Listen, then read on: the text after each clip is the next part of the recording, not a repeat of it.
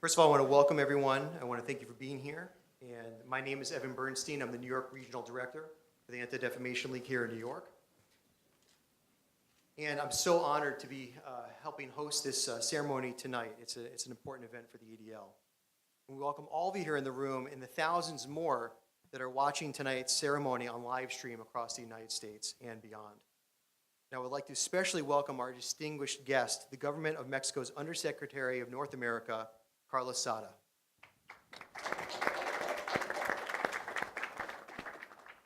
Who's also joined by our ADL CEO, Jonathan Greenblatt, and our National Chair, Marvin Nathan.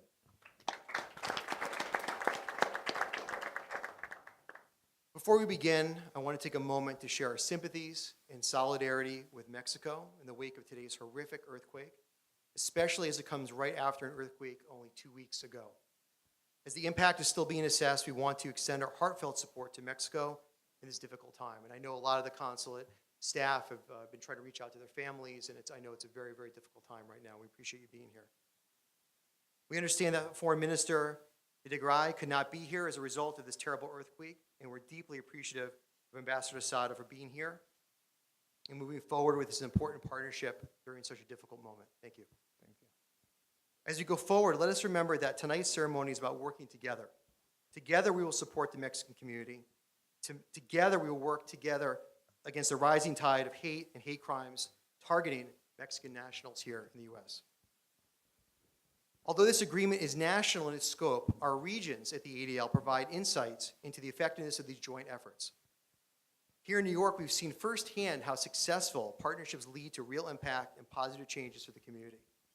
For example, our work with the Mexican consulate has led to greater capacity for consular staff to identify, report, and expose hate crimes and incidents, and to guide the community members through this process. And I want to say a special thank you to the Consul General of New York, Diego Gomez-Pickering, who's a close friend and has been a great partner for us. Thank you, Diego. Thank you. By working together with ADL's 26 regional offices, the Government of Mexico's 50 consulates, and our law enforcement partners all over the U.S., we will build stronger response to acts of hate. We are so grateful to have with us here tonight one of our law enforcement partners, Captain Mark Molinari from the elite NYPD Hate Crimes Task Force, a national leader in hate crimes response, and a partner in our work with the Mexican consulate. Captain Molinari is a 22-year veteran of the NYPD. He currently serves as the commanding officer for the Hate Crimes Task Force. Captain Molinari previously served in the Special Victims Division, handling some of New York's most sensitive investigations. Captain Molinari's work with the Hate Crime Task Force includes investigations in bias-motivated crimes, as well as working with other agencies and groups to ensure transparency of hate crimes data. I would like to invite Captain Molinari right now to the podium for some brief remarks. Captain Molinari.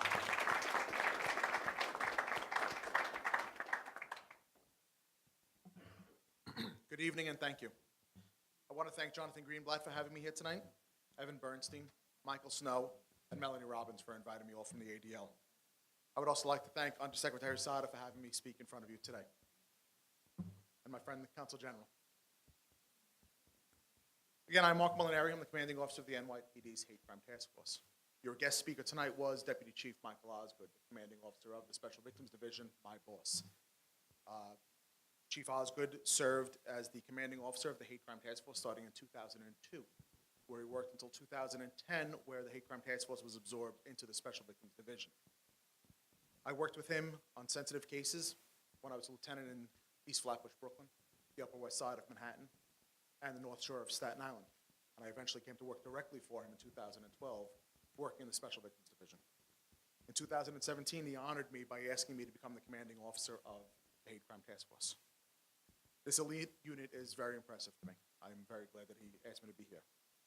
I would also like to send my condolences and my prayers and wishes to the people of Mexico on today's tragic events. Chief Osgood is not here today due to a family emergency, which keeps him away from it, so I would ask you to also give your prayers and best intentions to the chief and his family. But what is the Hate Crime Task Force? The NYPD has a Hate Crime Task Force that is responsible for criminal investigations and the apprehension of those who have committed biased and identity-motivated crimes. The NYPD Hate Crime Task Force is currently 37 years old, making us the oldest law enforcement agency in the nation dedicated directly to hate crime enforcement. We are also the largest, and we are only a handful, we are only one of a handful of law enforcement municipalities that have a dedicated hate crimes unit. Today, when I got dressed to come here, I put on 2 lapel pins, and my lower lapel pin is designated for members of the Hate Crimes Task Force. The higher one is the American flag and the Mexican flag, a gift that I received from the Consul General last week as we celebrated the 207th anniversary of the independence of Mexico. But what's important is where that relationship came from with my colleague, collaborator, and I say friend, the Consul General, was right here at the ADL. The ADL held a forum with the Hate Crimes Task Force and the Consul Generals of the Latin American countries. To my embarrassment, coming to that forum, we did not have a presentation of the hundreds of presentations I do a year. We did not have one in Spanish. So I had to translate our presentation into the Spanish language and have it presented by a Spanish-speaking sergeant that I have. Everybody in the room spoke English, of course, but I felt it would be more comfortable for everybody to speak in their native language. And I was the only person who did not speak Spanish in the room, so I hope it went well. After that, I was invited to the Consul General's office. We spoke about different cases and different situations. The consul decided that he wanted to be a repository of all cases that would come in that would be referred to him from Latin American, South American countries. If any information that he heard, he would call me and we would work cases out. After that, we developed 2 cases together. One in Queens that we investigated thoroughly, but more importantly, one in Staten Island, where information provided by his office made me develop a pattern where I found unreported crimes against the Mexican community. The case is still ongoing, and we're making progress with it, but it was that collaboration from the ADL to introduce me to the consul that made that case work happen. I feel that the Hate Crime Task Force and the NYPD is a national model for how hate crime should be investigated. I could brag and say that it's a unit that I did not start, but I'm honored to be the representative of. We are the model for how law enforcement should work on hate crimes, the investigative process, the transparent reporting, and the community involvement and collaboration. With tonight's memorandum of understanding between the ADL and the Mexican Minister of Foreign Affairs, this will assist with the ADL and the Hate Crime Task Force and the NYPD to aid those who fear reporting their victimization. Many of those victims come from the Mexican community, the Latin American community, and those of Hispanic culture. I want to thank the ADL for inviting me. I want to thank all of you for having a guest speaker in the place of Deputy Chief Michael Osgood. And I want to thank the ADL and the Foreign Minister and the government of Mexico for the work that they have done in the past with me, do today with me, and after this MOU is signed, the work that they're going to do in the future. Again, my condolences and prayers for the Mexican community, and for those of the Jewish faith. I want to wish you a happy and a healthy and a sweet new year. Thank you.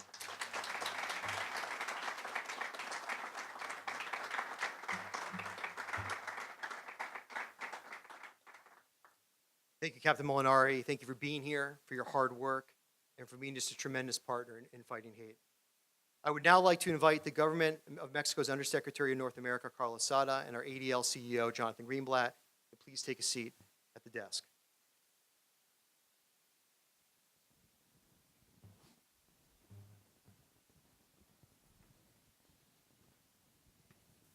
Would like to ask remarks from both of you. We will start with Jonathan Greenblatt. Thank you, Evan. I also want to thank Captain Molinari not only for your comments today, but for your service. I think the Hate Crimes Task Force in New York is indeed a model for municipalities, cities, and towns across the country, and maybe even around the world. Thank you and everyone on the NYPD for the tremendous work you do to protect all of us each and every day. I'm deeply honored tonight to host a very important delegation from the government of Mexico, led by Undersecretary Carlos Sada, my friend who I've had the good fortune of spending time with in Mexico City, here in New York, and again here this evening. Mr. Undersecretary, I really want to thank you for joining us, for stepping in for Foreign Minister Videgaray, who was responding to the tragic earthquake that took place just a few hours ago in central Mexico.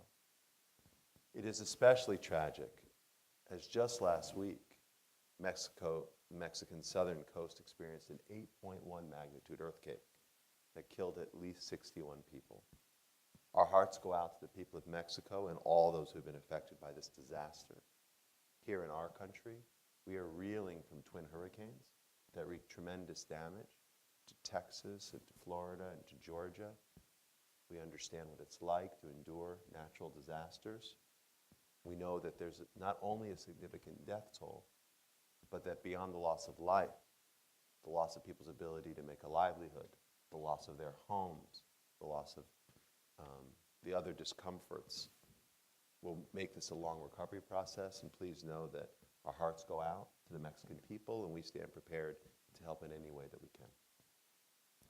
I'm also honored to welcome distinguished guests here this evening from Latin American consulates, as well as from the Israeli consulate, civic leaders, government and law enforcement partners, and everyone here from the ADL family. Thank you all for joining us today to announce this new partnership to stand against bigotry, hatred, and discrimination here in the U.S. For more than 100 years, ADL has been a leader in responding to bias and hate in our society and helping victims of bigotry and discrimination to find their voice. For more than 3 decades, ADL has spearheaded the drafting, enactment, and implementation of hate crimes laws in partnership with other civil rights and religious organizations, with civic agencies, leaders, and law enforcement agencies, as you heard from Captain Molinari. But we know, we appreciate that we need to do more. And we are here today because we are committed to do more, to reach deeper than we have in the past, to seek new partnerships than those we've forged, and to look to a future where we stand, really, as Evan said, together, to help make our country and our communities more inclusive, more open, and more respectful of all. Because when fair treatment is secured for all, democracy is strengthened. When America is good to all of its people, so it is good to its Jewish people. And when America is good to all of its immigrants, so it is good for immigrants from Mexico. We must advocate for these immigrant communities to be treated the same as others, free of prejudice, bigotry, and the hateful rhetoric that has tarnished our national conversations on this subject in the past 12 months. Our mission guides us to do so. It's really encoded in our DNA. Many of us in the Jewish community have parents or grandparents who sought refuge in the Americas. Some of us here at ADL are immigrants and refugees ourselves. I look out and I see Lawrence Rosenblum, an immigrant who's among our leadership, came from South Africa. And I look to the back of the room where I see Sharon Nazarian, who is our Senior Vice President of International Affairs, who's an immigrant from Iran. And I look to this row where I see our Vice President, Betsaida Alcantara, who's an immigrant from the Dominican Republic. Immigrants aren't them. Immigrants are us. Meanwhile, yet, in the United States, extremists have been emboldened by the current political climate, and we've all seen the displays of bigotry, from Charlottesville to untold stories across this country. But you see, fighting prejudice isn't political. I don't really care how you vote. What I care about is what you value. And here at the ADL, we value tolerance and fairness and equality for all. So the ongoing harassment of minorities in our country is of the utmost concern. We've seen an 86% increase in anti-Semitic incidents in the first quarter of this year. And we know that the Latino community has also experienced an increase in bias incidences and hate crimes. We don't have as reliable statistics on anti-Latino incidences because victims are often afraid to report them. And if we don't hear from them, it's impossible to help. That's why today's agreement with the Mexican government to train consulates across the country will create a framework, a much-needed platform to provide assistance to people of Mexican heritage who are victims of discrimination, bullying, and hate crimes. This new partnership is designed to fight back against the rising tide of intolerance facing Mexican nationals and immigrants living in America. This initiative is rooted in the shared values between ADL and the Mexican government, opposing hate and discrimination, promoting respectful and inclusive communities, and protecting the rights of every person in our country. As part of this initiative, ADL will deploy experts on hate crimes, hate groups, and discrimination to the 50 Mexican consulates spread across our United States, where they will meet with consular staff and provide training on fighting harassment, responding to discrimination, identifying hate groups, understanding anti-immigrant movements, and working to counter bullying and cyberbullying. This will be done in close coordination with ADL's network of 26 regional offices. I'm proud to report to you tonight that this partnership is already underway. To date, ADL has delivered trainings to more than 150 consular officers at Mexican consulates in Las Vegas, Philadelphia, Phoenix, San Diego, New York, Sacramento, and San Francisco. And we're just getting started.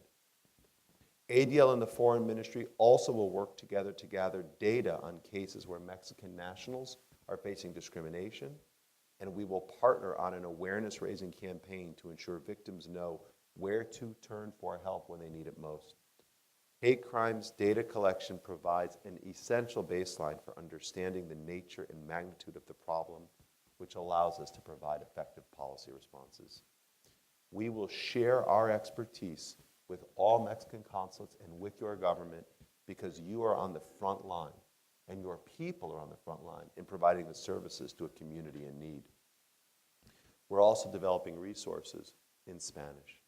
Today we are launching ADL's first ever Spanish language public awareness campaign, Denuncia el Odio. You can see the signs. We must empower our victims to speak up and take action. Hate does not just affect the victim. Hate imperils the whole community.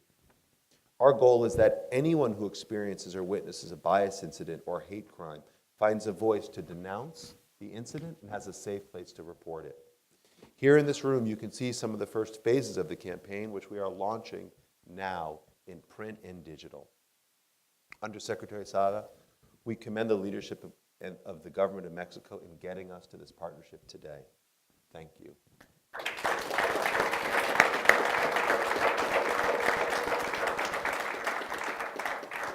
Tomorrow night, as Captain Molinari noted, we welcome Rosh Hashanah, the Jewish New Year. It is a holiday of hope for a good and sweet new year. It is a time of family, faith, and reflection on relationships which sustain us and help us to sustain others. It couldn't be a more fitting time to formalize this initiative as we celebrate Hispanic Heritage Month in the U.S., where just a few days ago, Mexico commemorated 207 years of its independence. And so today, we mark a new milestone in our partnership. Unidos por un mundo sin odio. Muy bien, muchas gracias. Thank you so much.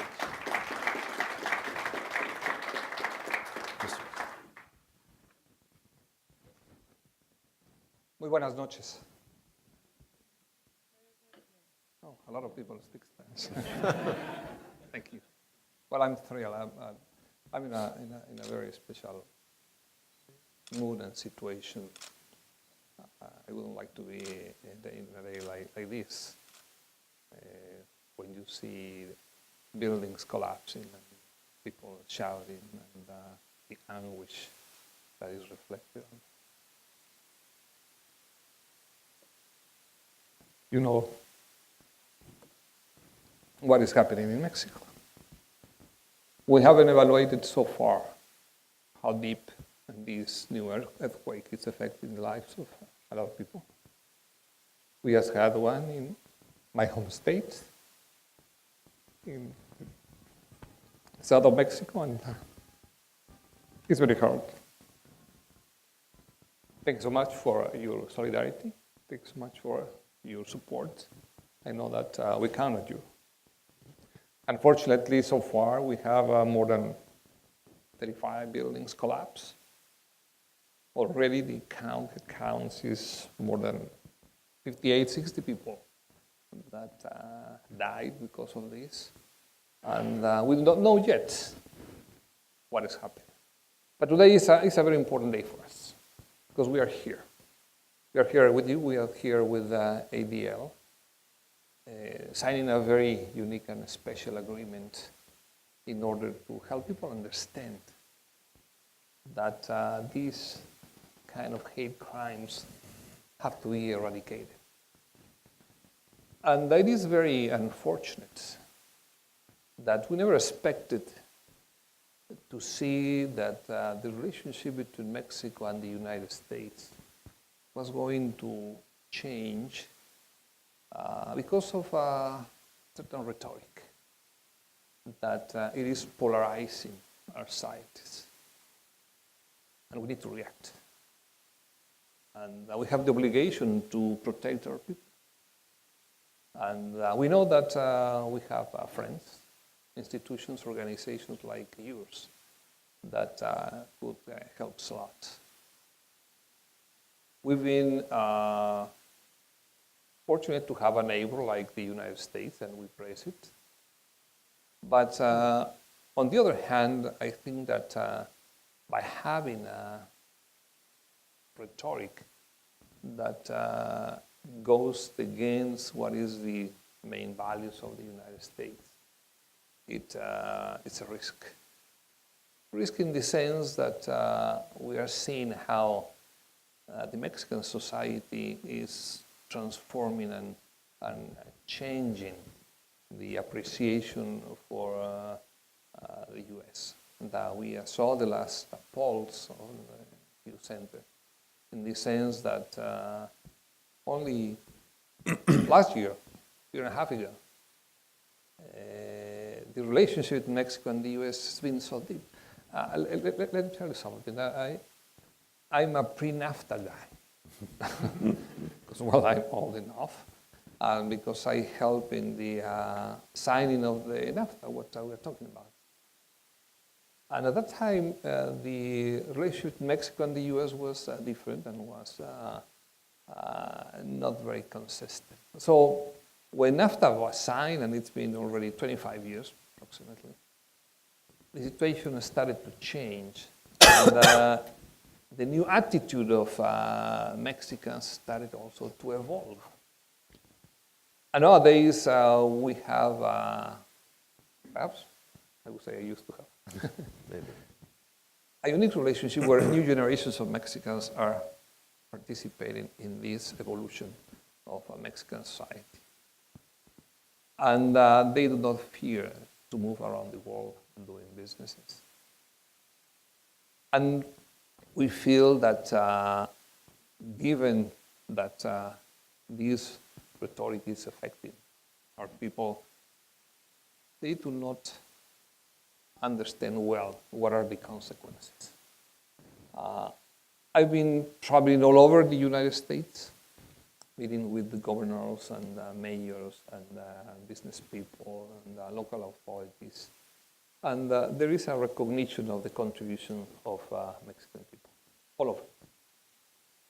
But also there is a surprise of why this is happening. And I think that what we have to react. We are very respectful of the laws in the United States. We are also a country of laws. But at the same time, we have the obligation to really help when people are in need, the same way Anti-Defamation League has been doing for 104 years. And this is exactly what we are doing now. Our most vulnerable people are those that are more prosecuted and those that suffer the consequences of not having the best possible protection. And our attitude and policy is to have all the means in order to facilitate our people to have the legal system that exists, and to have the support of institutions like Anti-Defamation League, that it is doing so well. So today, we will sign the Memorandum of Understanding between Mexico, Ministry of Foreign Affairs, and the National Office of Anti-Defamation League. I want to thank Jonathan, because we are now friends. We have met only 3 months ago in Mexico City, and we have a permanent contact. And I want to thank also Mr. Marvin Nathan, for being here with us, and also offering what he does so well, being an important lawyer in Texas, in order to continue this process. But we have now to provide assistance to Mexican nationals that are victims of discrimination, defamation, bigotry, and hate crimes in the United States, in order to hopefully so eradicate it forever. This memorandum of understanding strengthens the friendship and significant collaboration that our Minister of Foreign Affairs, and ADL have developed throughout the years. My Secretary Videgaray, was so eager to come here. And they met in Mexico and with a delegation of ADL, and there was an immediate connection. And then the possibility of signing this agreement. Unfortunately, because of what happened today, he couldn't make it. And he might be going back to Mexico immediately. And we are evaluating what the needs are in our country. Our close relationship and this memorandum are based mainly on the values that we share. We both oppose and hate and discrimination acts, promote respectful and inclusive communities, defend democratic ideals, and protect the rights of every single person. I would like to take this opportunity to publicly acknowledge the support of Anti-Defamation League as they provide these services now to the Mexican government. Our embassy, and as it was mentioned by Jonathan, the 50 consulates that we have in the United States cherish the support and advice they have already found. It is not we are starting, it is just a continuation of what we have done, that I have found in the leadership of Jonathan. And we recognize ADL's proven capacity to confront discrimination and to promote respectful communities through education and advocacy programs. The Anti-Defamation League has become a true ally of the Mexican government in its efforts to further protect our nationals, particularly, and I emphasize, the most vulnerable ones. The projects that has been established with our consulates and the training it has provided are very good examples of the successful efforts to advance human and civil rights. And we recognize very much the effort that you keep doing on a permanent basis in order to share values with the local police authorities and to make people aware of the need to continue protecting these people that are very vulnerable. So on behalf of the government of Mexico, I want to thank all of you, all and every single one of you, for being here, for supporting this initiative.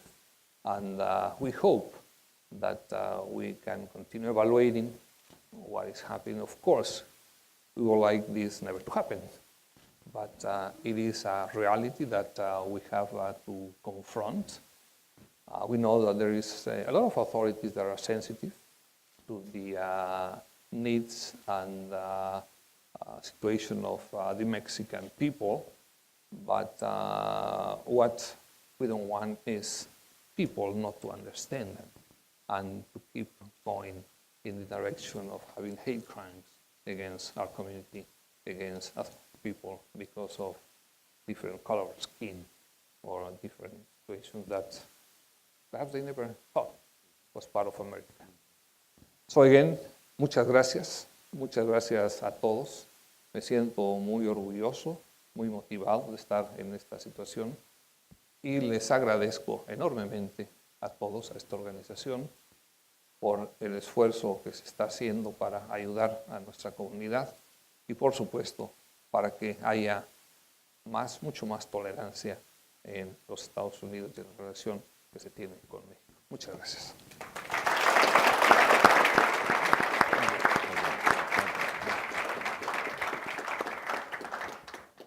Jonathan, and thank you, Ambassador Asada, for those moving words, really. Now is the moment for the commencement of the signing of the MOU between the ADL and the government of Mexico. Following the signing, there'll be an opportunity for the press to ask questions. We ask that the press please identify what outlet they're from before they ask their questions. Thank you. Thank you.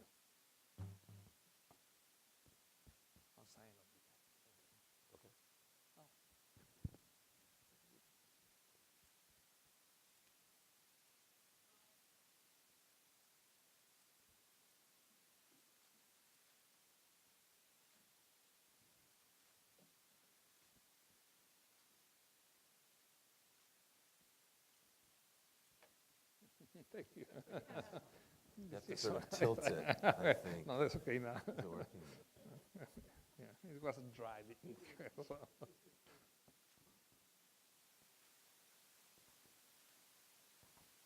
Thank you.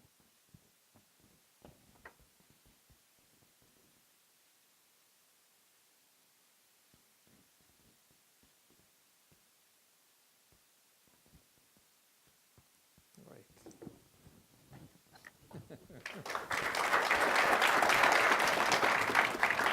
Muchas gracias. De nada, ¿eh?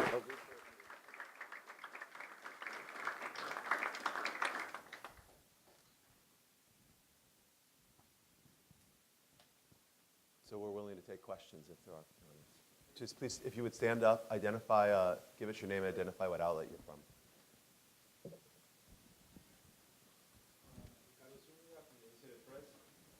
The question is for either one of you or both. You mentioned that cases of discrimination and hate crimes against Mexican nationals, or we can expand to all people from Latin America, have been on the newsfeeds, but they are severely underreported. Do you have an estimate of what percentage of hate crimes against Mexicans and Latin Americans have go unreported? And the second part of the question is, why do people don't report these hate crimes? I think it's a matter of fear that some of them might be undocumented, and because of the recent policies from the government, they fear that they might be reported if they do so. Thank you. Why don't I take the first question, you can take the second question. So we know, based on the FBI statistics, that there are thousands of hate crimes recorded every year in the United States. The FBI aggregates data from police departments all over the country. Unfortunately, we don't have precise data about the number of hate crimes as it's broken down in the last 12 months since this has really been an issue, as it relates specifically to Mexican nationals or to Latinos more generally. I can't give you that answer just yet. We at the ADL, we specifically track and investigate and validate any claims of anti-Semitic incidences. And as I said earlier, we've seen a very significant spike. They were up 34% in 2016 over 15. They're demonstrably up in the first half of the year as well, as much as 86% in the first quarter. We are now developing a new online tracking system, software, that the Mexican consulates and the embassy will be able to use to track hate crimes. It is our hope that we will have more precise, real-time numbers after we implement this system. That's something we're doing as part of this MOU. Let me just compliment. Of course, we have seen in the different jurisdictions of the 50 consulates that we have in the U.S. this trend that the trust in certain police are not there, because they do not differentiate who is who and who might be in a position that are going to be stopped or they are going to be put in a deportation process. Also, we have seen less violence, we call it domestic violence crimes being reported because of the same situation. And we have also seen some situations in which Mexicans are kind of suffering violence because they are not denouncing crimes. So they are stealing their goods and they keep quiet. So this is a trend that has been reversed, unfortunately, and we are seeing that. That's why we have had a special program that is called legal assistance centers, or defensorías de oficio in Mexico, defensorías legales, so that we are providing with legal assistance to our people. And for them to know that we are now joining forces with ADL, I think it is important in order to change the trend that we are seeing there.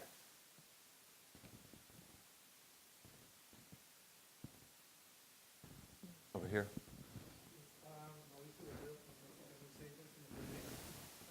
Have you noticed, or do you know of any victim of a hate crime that was arrested and complained?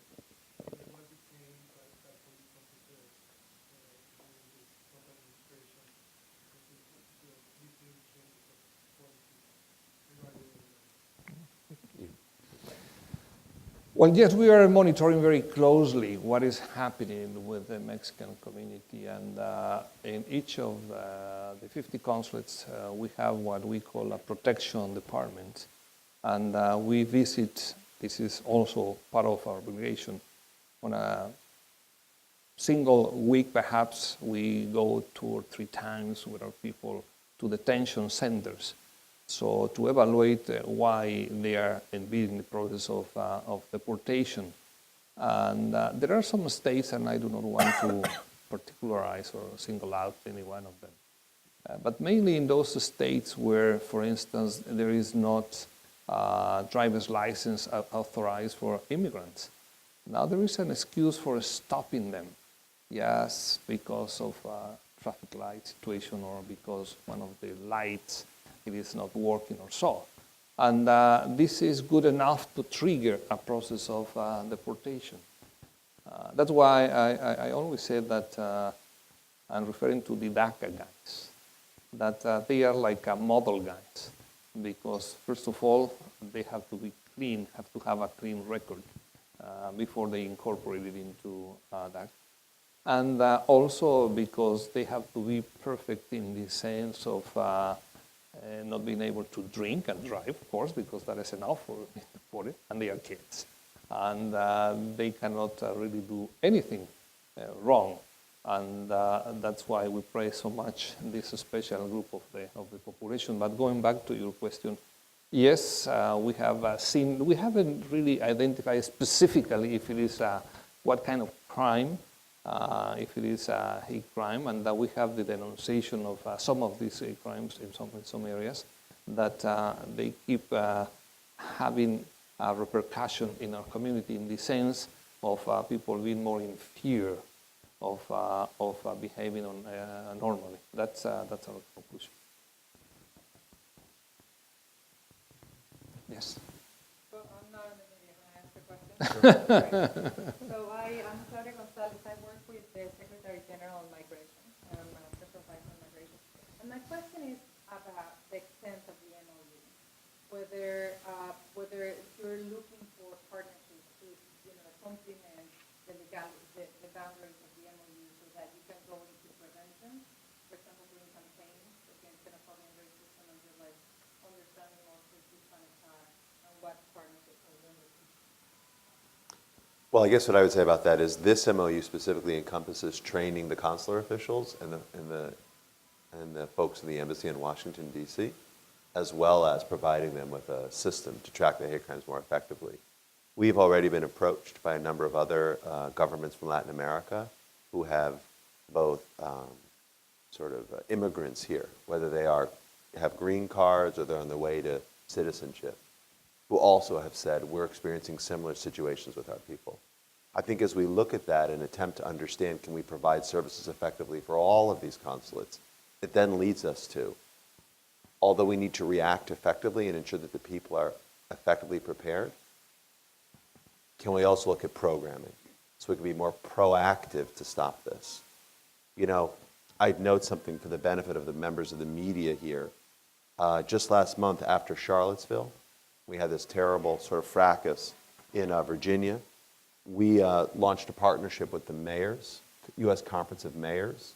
We called it the Mayors Compact. We prepared a 10-point plan to help mayors proactively prepare in advance of rallies by extremists of any kind, so they can effectively inoculate their communities from intolerance. We've had more than 350 mayors sign up for that.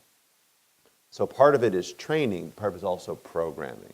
So part of it is how do you respond, and better than that is how do you, again, immunize your community from this infection of hate.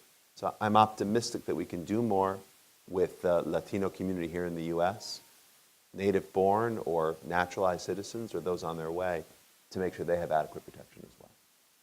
I may add that we need to have as broad as possible universal approach to these kind of expressions of hate, in the sense that we need to have the support of organizations like ADL, because this is something that has have a repercussion on the consulates. As I mentioned, we have the protection department, but at the same time, we are in close contact with the community. And we are now spreading our wings, let's say, in order to have a better approach and a better connection with community organizations. Because it is something that we would like to be something that continues, and that is the risk of not really trying to let our people be trained and to provide additional information of what can be done and how to denounce these situations, because, as I said, our people is very vulnerable, and they are, I would say, the most vulnerable in the scale, social scale in the United States if you are a undocumented guy. So we need to provide them the best possible protection. And by joining forces with ADL, I think it is an enormous step ahead in this relationship. Thank you both. And as now you've heard from both of them, they have such a robust agenda to help guide this partnership. And it's exciting because part of that work is going to be to raise awareness of the community and the importance of exposing all reporting acts of hate. And we really hope that everybody here can learn more about this campaign and stay tuned to other ADL media channels as we launch new assets in the coming days and weeks. And I want to thank all of you for being here this evening and celebrating this historic moment. Have a great rest of the evening. Enjoy dessert. There's more food, more drink. And again, thank you so much for attending. Thank you. Congratulations on your new year. Thank you. Right? Thank you. Thanks so much.